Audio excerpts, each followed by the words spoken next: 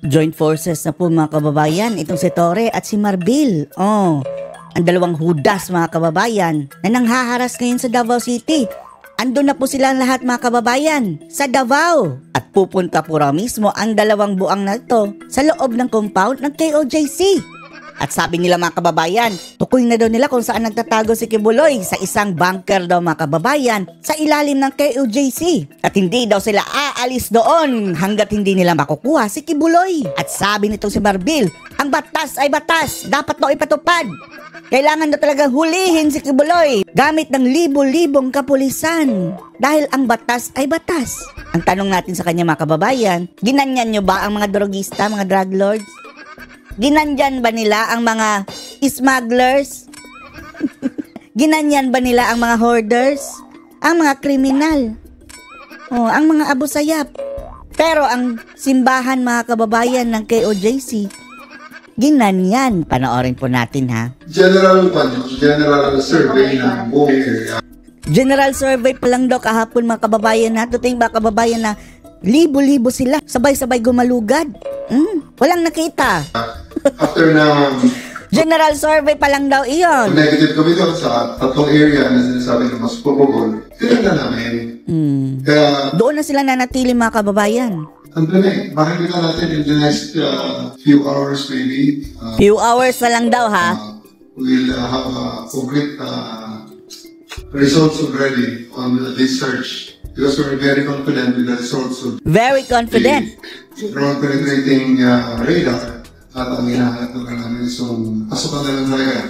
Ginamitan daw ng radar mga kababayan at hahanapan na lang daw ng pasukan dahil tukoy na daw ang bunker. Nung facility na Andyan na si Marbil eh. underground na hindi namin nakikita. Underground? So, based din ito sa performance, nagtutok na ito sa mga sinasabi mo rin. Wawasakin nila ang kingdom. Bagong tayo lang yan ha.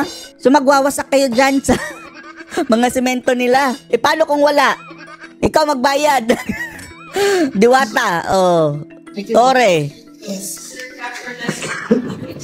Inubro na parang may TV no. Parang may TV ang mga Diwata. Yung paghagilap dun sa mga hinahanap natin. Knowing that there's also efforts from the members na ipanawagan din na umalis kayo dun sa area. Dati, picture is worth 1,000 words. Videos is worth 1,000 words lang. Tingnan sa channel lang kayo No. Nagpabiktim pa itong si Torre mga kababayan. Kano kahirap ang Sila pa daw ang hinaharas ng mga taga-KOJC. videos na pinupost Hoy, Torre, may namatay na. Ikaw ang dahilan nun. mismo nila. Doon yung makita kung gano'ng mahirap ang aming sinusuko para lang gawa yung aming gusto gawin na search. Para magawa lang daw ang kanyang gusto. That will answer your questions most probably. Nag-overtime na po ang staying niyo within the compound. Walang mahanap mga kababayan na sila na mismo. More than 24 hours, halos 2 days na, walang nahanap. Doon na matulog sila mga kababayan, nagkampo na. Ano po yung measure of reasonable? What is reasonable po? Parang yung wala kasing ganun na term na reasonable time, no? Ang sasabi na, we are certain the warrants. As long as meron po kaming, we are so sure na doon po yung tao na hinahanap natin, sabi po natin, we have allocator na ginagamit po natin, hindi lang po natin makita yung tamang entrance ng tao nila. May locator na daw si Marbil. Remember, they have already prepared for it and we just came here yesterday. So mahirap po talaga. Pinaghandaan talaga kami. Pinaghandaan. Kayo nga naghanda. 2 months na sila dyan mga kababayan. More than. Tapos sabi na pinaghandaan daw sila. Kayo nga sobrang naghahanda, di ba? If you look At mga kababayan, kaya pala nag-long weekend, di ba? Pinilit nilang transfer yung mga kababayan, Ninoy Aquino sa Friday para long weekend dahil para walang korte mga kababayan. Walang malalapitan itong KOJC para i-question ng legality nitong kanilang illegal na search mga kababayan. Ginawa pala long weekend para sa kanilang kanilang masamang plano. Nahihirapan po kami. And one of our people na injured last time kasi injured lang. May namatay na nga. Marami pa ang mga kababayan, no, na heart attack mga kababayan. Buti pala na-revive yung isa. Dahil sabi ay dalawa, tapos na-revive pala yung isa lang ang namatay. Talagang they put barbed wire. Kusinti ng wire. If you want to check, kung talagang wala silang tinatawag, hindi dapat hindi nila pinuno ng maraming barricades dyan. No, that's Masama ba maglagay ng barbed wire sa property mo? Oh. Sinasabi mo, yan, it's Bakit kasi, pwede naman silang pumasok talaga mga kababayan kung hindi nila overkill na grabe talaga, batalyon-batalyon. Doon sa gate. Oh. Dahil, ang mga nagsisearch, pwede mang papasukin. Ang gusto talaga nila mga kababayan, manira ng ganyan. Oh. It's a religious house. Why put so many barricades? Why put so many kusinti na wire? Ano ba tinatago niyo dyan? Kama, grabe ka bully mga kababayan, no? Mga ganitong mga community, mga religious community, yan lang ang kaya nila. Pumunta kayo doon sa mga kampo ng Abu Sayyaf Marbil. Sukatin yung tapang nyo. If you want to check. Kasi sinasabi nyo, religious na Ako ba maglalagay ng religious, maraming pakunso? Kasi, bakit naglalagay sila? Dahil yung mga pulis nila mga kababayan, no? Pulis di umano, walang mga nameplate. Tapos, wala pong may mask po mga kababayan, naka-face mask. Hindi makikita ang itsura. Malay ba natin kung pulis ba yan? Threatened sila mga kababayan dahil alam naman natin, bangag ang ngayon mga kababayan na bumuno. That's very impossible. Kung religious na, you can open the gates and enter. Legal po to, we are legal orders po to. It's coming from our court na non-billable offenses. Kaya po nandito lang po kami just to implement ang batas po natin. Batas po ng Pilipinas to. Uy, batas na bangag yan. Hindi mo to batas ng Pilipinas. Kung batas yan ng Pilipinas, gawin nyo din sa mga sindikato.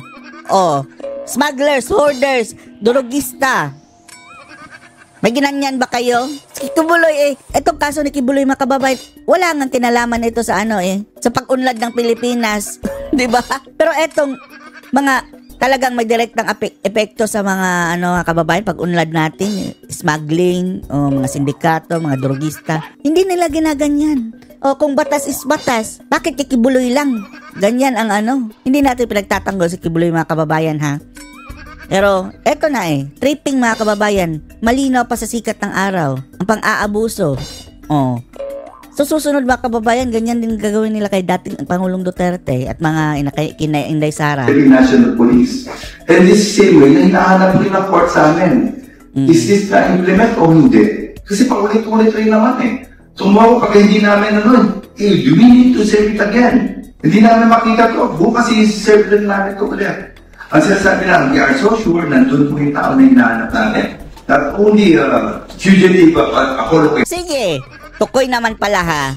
Tingnan natin mga kababayan, 2 hours na lang daw. Bigyan na natin ng hanggang umaga. Kung hindi nyo nakita dyan, alis. But for others, nandun po dun sa loob. Sir, sabi po ng legal counsel ni Kibuloy na dapat daw yung police authorities before kayo mag-effect ng breaking rule, dapat daw may personal knowledge kayo that Kibuloy is inside the KOGC. And what you have now is just suspicion lang daw. No, that's not true. Meron po kami, hindi po suspicion. Meron po kaming doon. Ilabas nyo ang pruweba. Anyway, surrounded naman yan Nasa bunker naman kaya. Para mayroon kayong legal na mapakita talaga. Wala mga kababayan, suspicion lang. May mga tao na nagsasabi po na nandun po siya. It so happened that they're already prepared. Kaya nga sila naglagay ng barbed wire Diba? Kasi kung wala naman doon tao, pagka maglalagay na masyadong maraming barricades. Diba? Then you look, tell us before and after na we implemented yung unang surgeon upakan sa Pares. And you check na talagang punong-puno yung pinuno nila ng barricades. Tandaan niyo ang mungkahan nito ha. Aantayin natin ang araw mga kababayan na mabubulok ito sa bilangguan ng dalawang mga hudas sa ito. Ano masasabi niyo dito mga kababayan na andun na talaga sa Davao City si Marbil at 2 hours na lang daw mahuhuli na nila si Kibuloy na nasa bunker? Post your comments below.